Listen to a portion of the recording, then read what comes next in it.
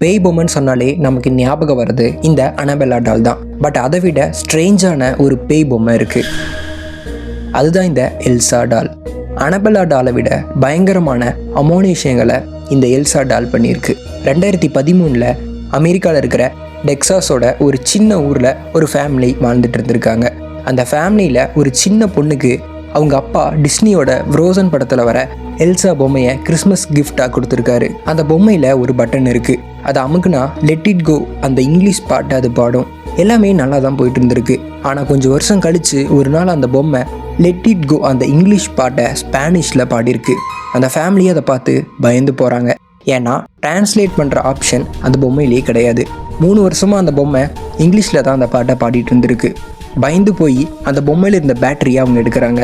ஆனால் அடுத்த நாளே பேட்டரி இல்லாமல் அந்த பொம்மை பாடியிருக்கு. பயந்து போன அந்த ஃபேமிலி அந்த பொம்மையை குப்பை தொட்டியில் தூக்கி போடுறாங்க.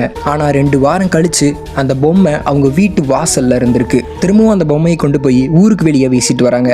அப்பவும் திரும்ப அந்த பொம்மை அவங்க வீட்டுக்கு வந்திருக்கு. கடைசியாக அந்த ஃபேமிலி அந்த பொம்மையை ஒரு ஃப்ரெண்டுக்கு அனுப்பியிருக்காங்க.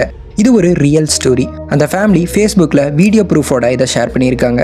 அந்த பொம்மையை பற்றி நீங்கள் என்ன நினைக்கிறீங்கன்னு கமெண்ட்டில் சொல்லுங்கள். இந்த மாதிரி அன்னோன் மிஸ்ட்ரீஸை தெரிஞ்சுக்க நம்ம பேஜை ஃபாலோ பண்ணிக்கோங்க. அப்படியே நம்ம சேனல்லையும் சப்ஸ்கிரைப் பண்ணிக்கோங்க.